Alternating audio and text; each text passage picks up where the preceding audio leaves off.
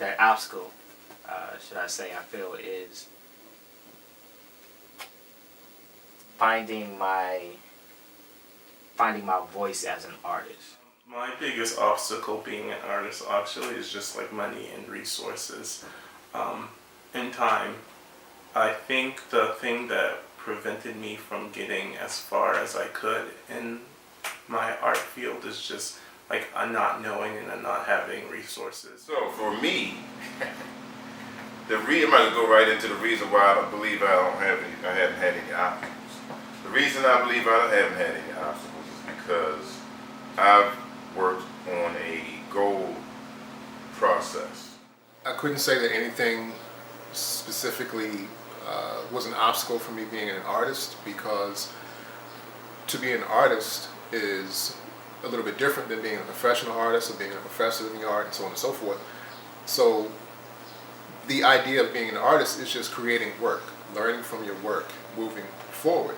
So I think an artist role, one of the artist roles is to be a social documentarian, to be one of the leaders or to lead movements, to inspire, to motivate.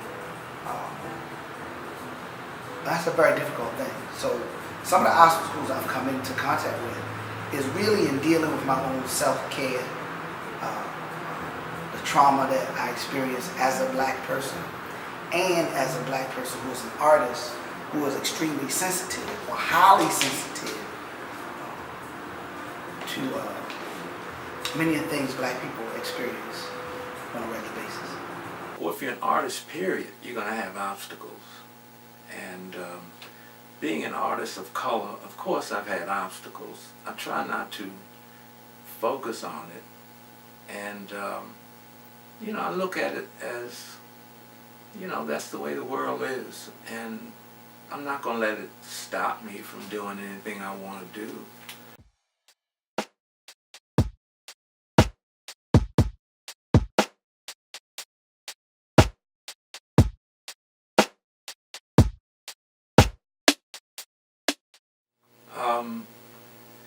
I think, being a person of color, that's a culture that I'm obviously most familiar with. So I think a lot of my work does deal with what it means to be an African American living in this country. And so a lot of what I do centers around that. So it's more of my therapy, my escape, my sanity. Nothing to do with me being black or the black issues, if you will, that were going on. So what has sustained my art is not, like I said, the need to reflect issues of what's going on in our community. But the other side of it is when I do, or when I sit down and choose portraits to do on my own, not commission work, but it's kind of portraits that I want to sit down and do on my own.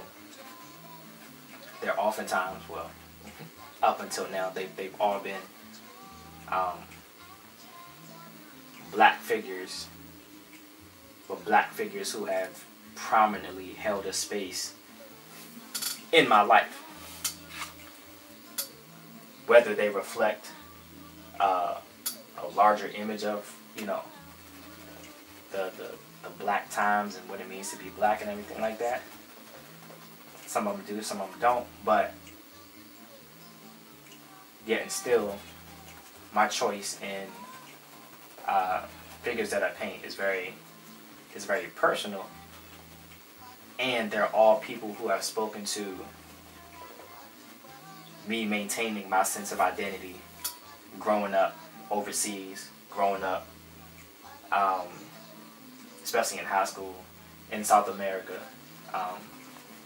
growing up and oftentimes being not only the only black, but the only black American in many circles.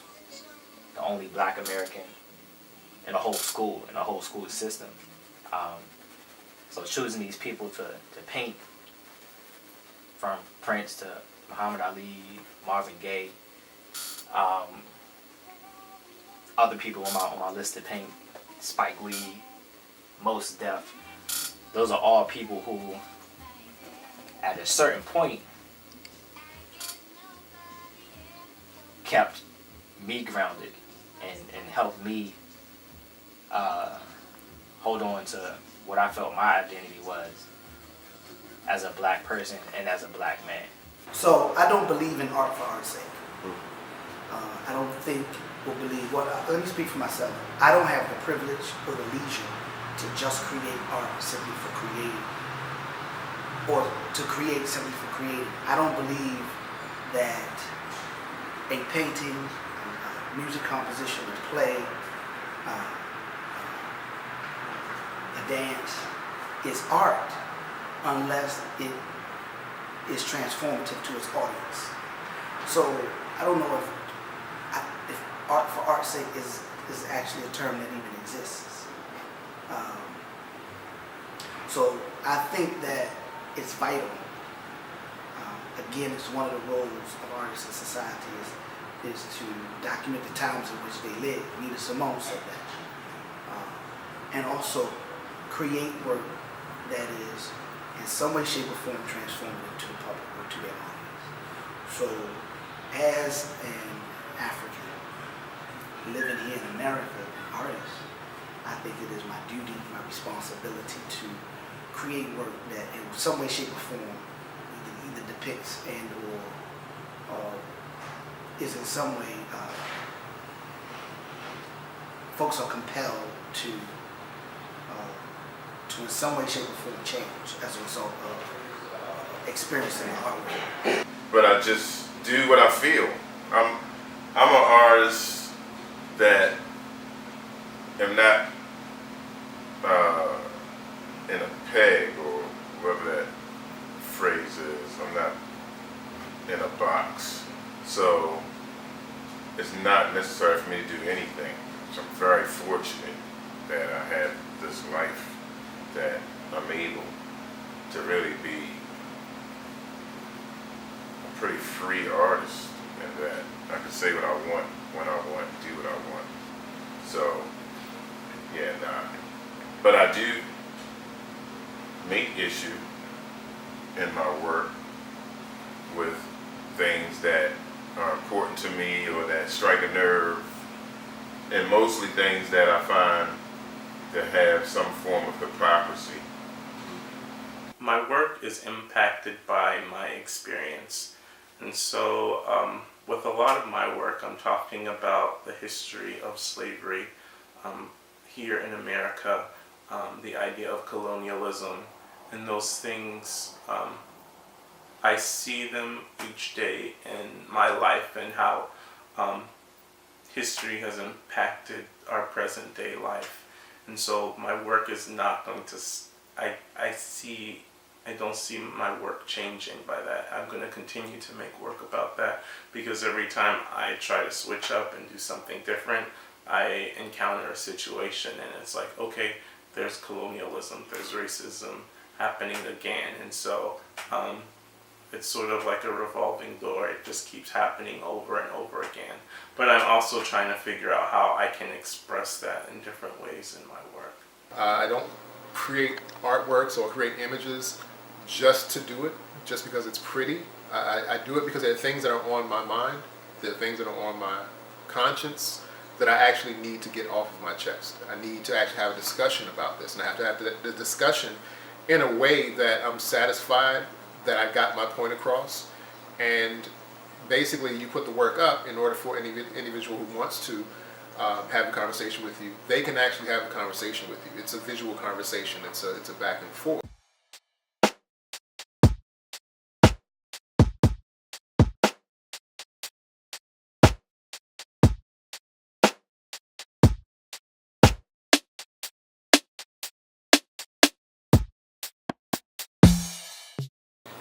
Black art, if a person looks at an artwork and says it's black art, it's because there are black people in the images. It's not something that's so easily done. Like I get very anal, I guess, when it comes down to how people are referring to other folks, and they talk about things like judging people by the color of their skin and things of that nature. No one really does that unless that person is very dark skinned. But you can't say that a person is being victimized because of the color of their skin. It's more so about the culture. So I have known people who are quote unquote black or African American whose skin tone is actually lighter than some of their white classmates. So it's not about the color of your skin. It's about when you look at a person, how do you actually associate them culturally? So it's not so much about the color of your skin, it's about the color of your skin or the shape of your nose or the shape of your lips actually in their eyes oftentimes denotes where you come from. So there's a distinction, in my opinion, between black art and African American art. Black art can be done by anyone, anytime. There's black art that's been done by people who are Asian. The person who created the Martin Luther King sculpture in Washington, D.C. to commemorate Martin Luther King, that person is not black.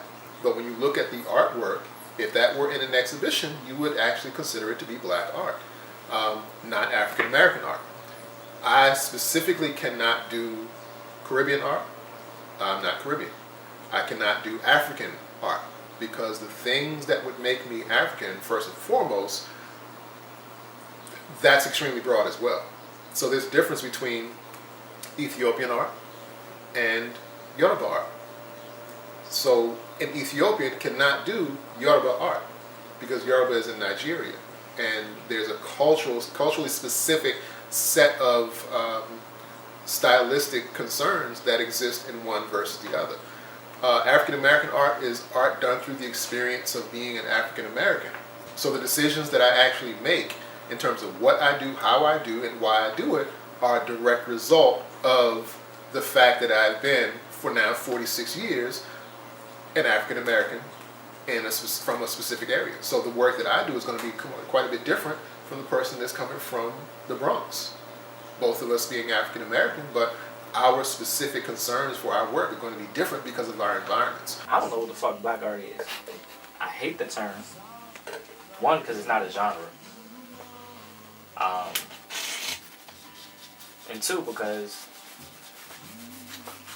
it's undefined. I don't know what the hell black art is. So I mean, am I doing black art because I'm a black artist who does art? I don't know. So I won't even try to subscribe to it one way or the other. If you ask me, I mean, the proper question is, are you an expressionist painter? Are you an impressionist painter? Are you an abstract painter? I hate the concept of black art. I had somebody I met in Mexico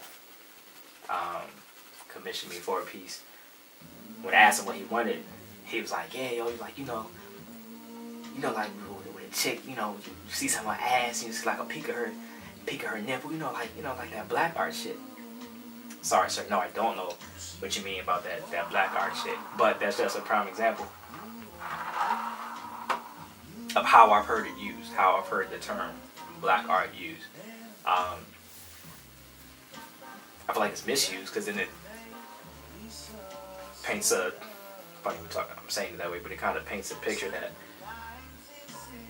if you're black and you're an artist, 9 times out of 10 you do butt naked chicks. I don't know. I do see that a lot.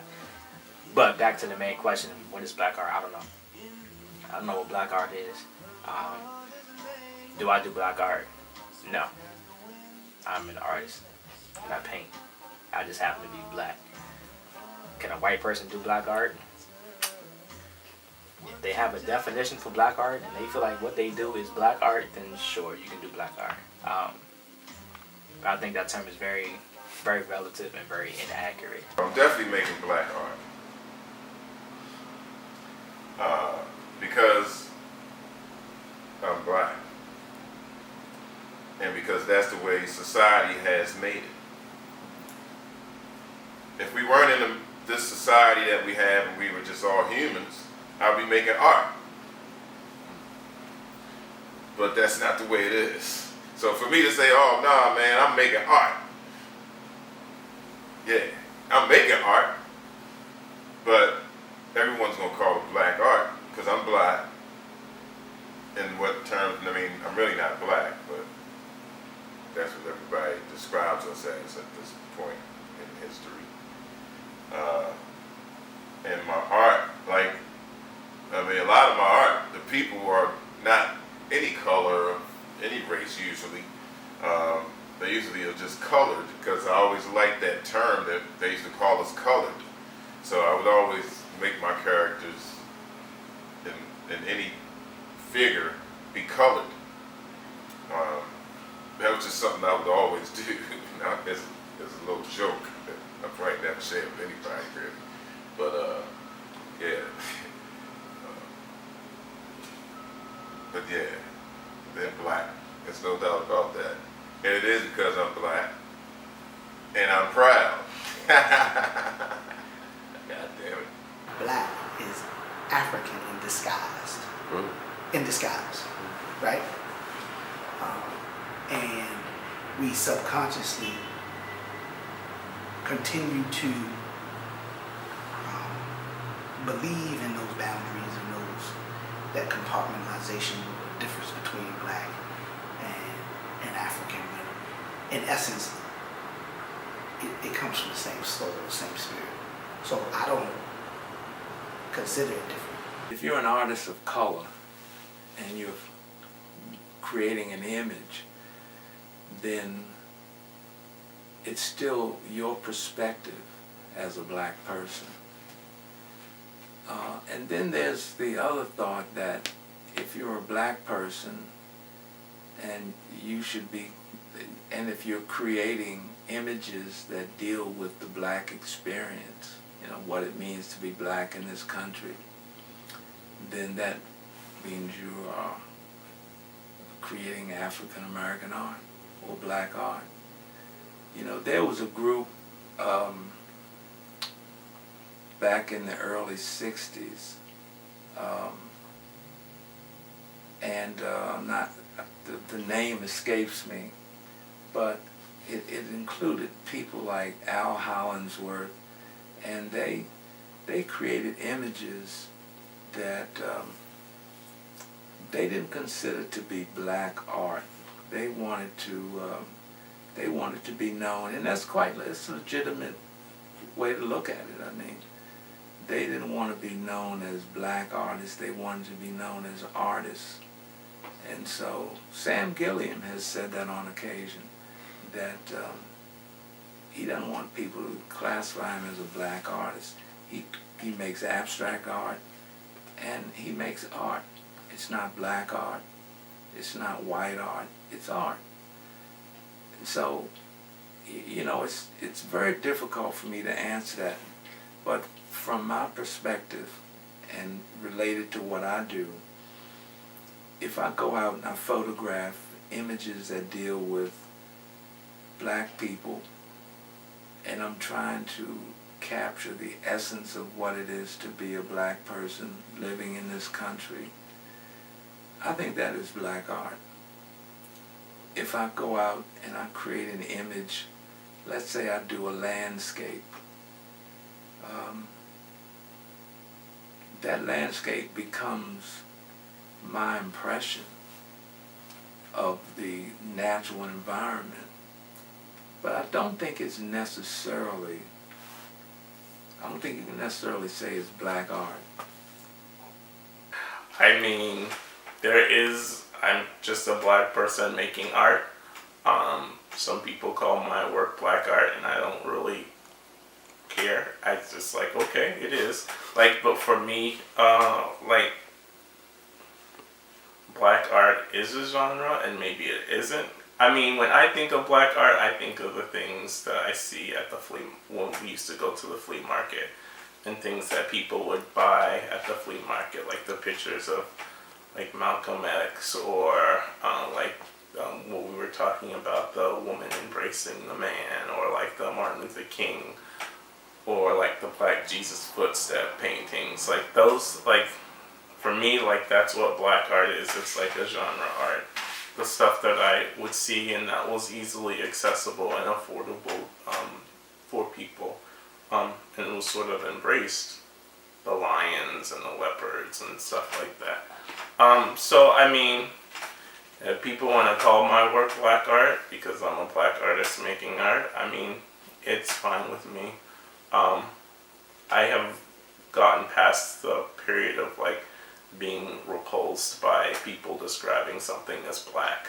I mean, that's the thing, is that I think that I learned through society that black was something repulsive. And I've worked through that and no longer have that sort of like abject reaction to people calling me black, calling my work black art. Like, it just is not something that phases me anymore.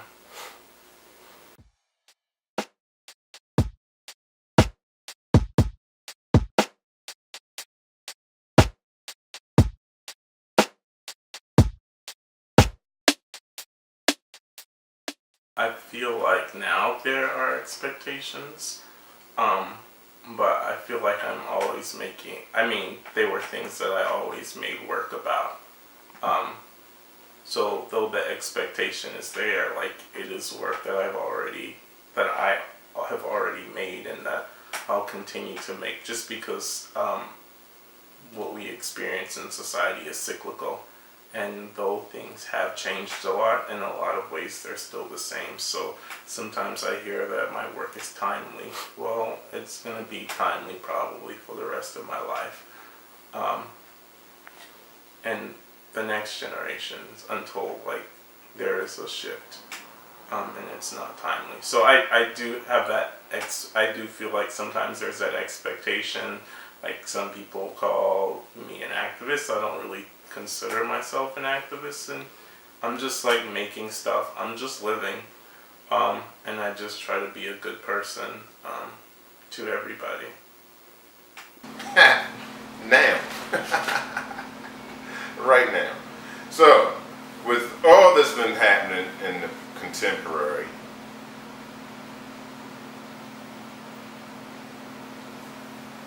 with social media,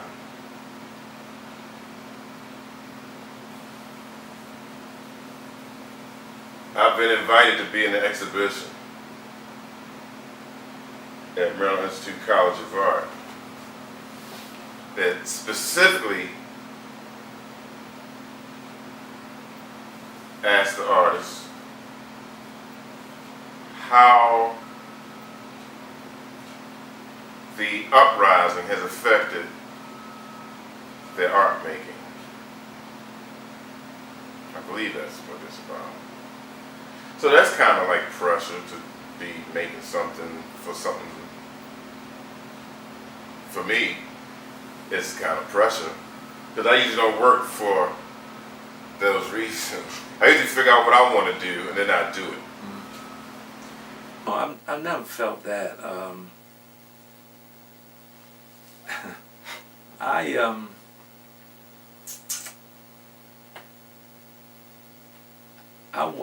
I did some images of, I went to Santa Fe a few years ago, and I did some images of the some of the people living in Santa Fe,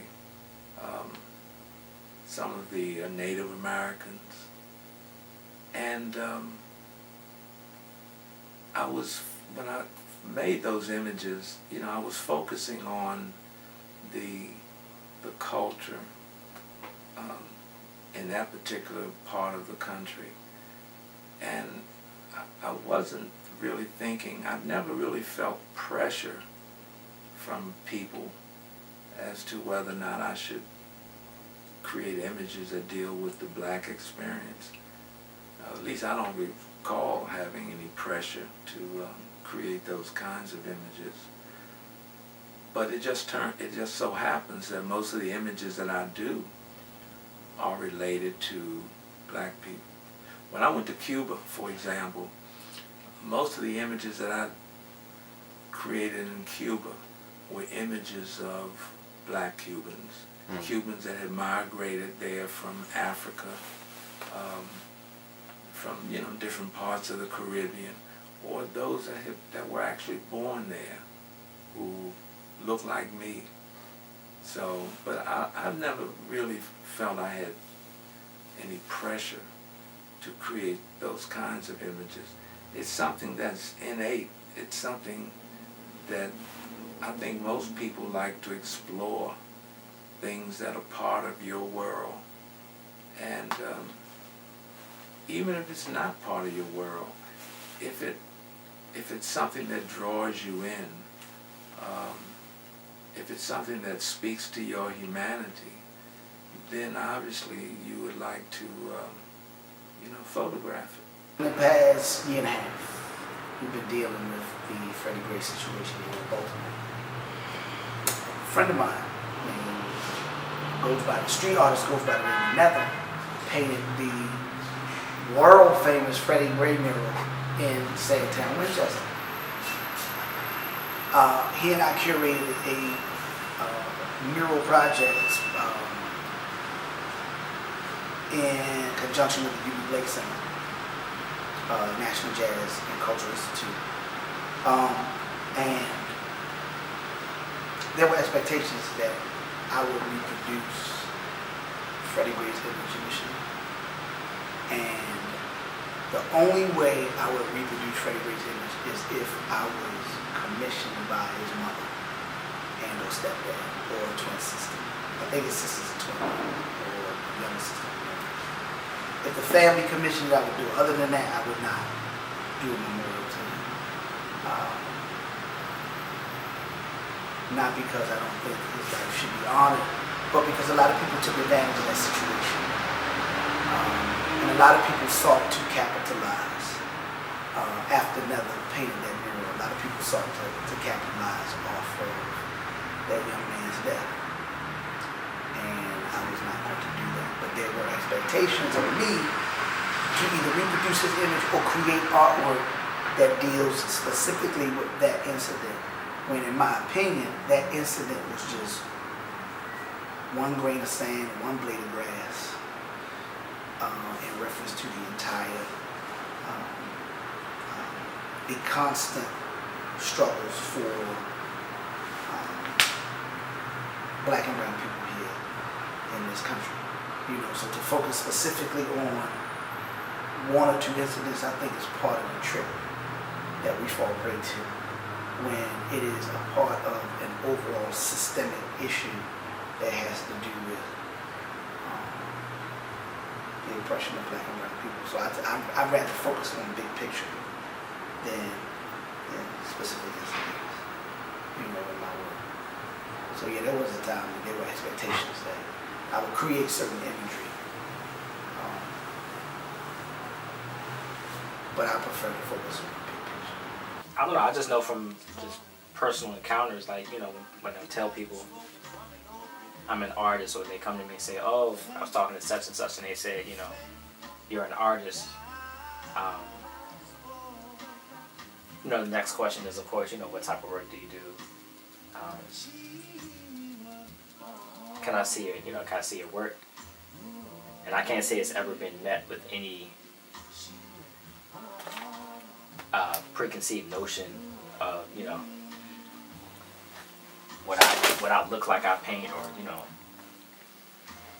what somebody else feels I should be painting. I'll get questions of, oh, well, do you paint this type of stuff? Do you paint that type of stuff? But I've never really kind of been boxed in by an expectation from anyone. As long as I don't engage with those other individuals, as long as I'm working for myself, those expectations that I know exist don't come out. They don't exist. It's only when I start to actually look at social media, galleries, things of that nature, that's the only time the expectations actually even manifest themselves. And when those things happen, it gives you an understanding that there are certain spaces, certain galleries, certain venues that have certain expectations.